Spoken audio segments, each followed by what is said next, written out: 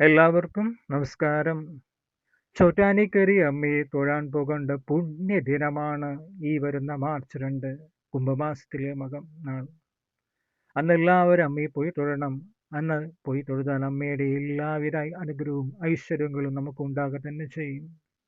അന്ന് ഈ പറയുന്ന കാര്യങ്ങളെങ്കിലും അമ്മയ്ക്ക് സമർപ്പിക്കുക, ആത്മാസമർപ്പണം ചെയ്യുക. എന്തൊക്കെയാണ് പറഞ്ഞുതരാം. ആദ്യം താമരമലയാണ്. ഐശ്വര്യത്തിനും സമ്പൽ സമൃദ്ധിയും ഉണ്ടാകാൻ അമ്മയ്ക്ക് താമരമാല സമർപ്പിക്കുക. നിശ്ചയമായും ഐശ്വര്യവും സമ്പൽ സമൃദ്ധിയും ഉണ്ടാകുക തന്നെ ചെയ്യും. മുടങ്ങിക്കിടക്കുന്ന കാര്യങ്ങൾ അമ്മ എല്ലാം നേർവഴി നമുക്ക് നടത്തിത്തരും. അത്രയ്ക്കും ഫലവത്താണ് താമരമാല അമ്മയ്ക്ക് സമർപ്പിക്കുക എന്നത്. അടുത്തത് മുല്ലപ്പൂമാലയാണ്. മാംഗല്യ ഭാഗ്യം ഉണ്ടാകാനും അനുയോജ്യമായ ജീവിത പങ്കാളിയെ ലഭിക്കാനും കന്യകമാർ നിർബന്ധമായി അന്നേ ദിവസം അമ്മയ്ക്ക് മുല്ലപ്പൂമാല സമർപ്പിക്കണം. കൂടാതെ ദീർഘമാംഗല്യ സൗഭാഗ്യത്തിന് സുമംഗലിമാർ മുല്ലപ്പൂമാല അമ്മയ്ക്ക് സമർപ്പിക്കുക.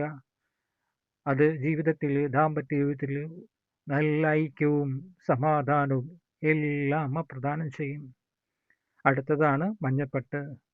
മകന്നാളിൽ അമ്മയ്ക്ക് മഞ്ഞപ്പെട്ട് സമർപ്പിക്കണം. അമ്മ ലക്ഷ്മി നാരായണ സ്വരൂപമാണ് ആ സമയം. അന്ന് എല്ലാവിധ ഐശ്വര്യവും അമ്മ ഈ മഞ്ഞപ്പെട്ട് സമർപ്പിക്കുന്നതിലൂടെ നമുക്ക് ലഭിക്കും. നമ്മുടെ ജീവിതത്തിൽ ഉണ്ടായിട്ടുള്ള എല്ലാ തടസ്സങ്ങളെല്ലാം അമ്മ മാറ്റിത്തരും. നമുക്ക് ജീവിതത്തിൽ ഉയർച്ച ഉണ്ടാകും. അന്ന് തൊട്ട് എല്ലാവിധ ഉയർച്ച നമ്മുടെ ജീവിതത്തിൽ ഉണ്ടാകും. അപ്പോൾ ഈ പറഞ്ഞ കാര്യങ്ങളൊന്നും അമ്മയ്ക്ക് ചെയ്യുക, മനസ്സർപ്പിച്ച് സമർപ്പിക്കുക. എല്ലാവിധ ഉയർച്ച നിങ്ങളുടെ ജീവിതത്തിൽ ഉണ്ടാകുക തന്നെ ചെയ്യും.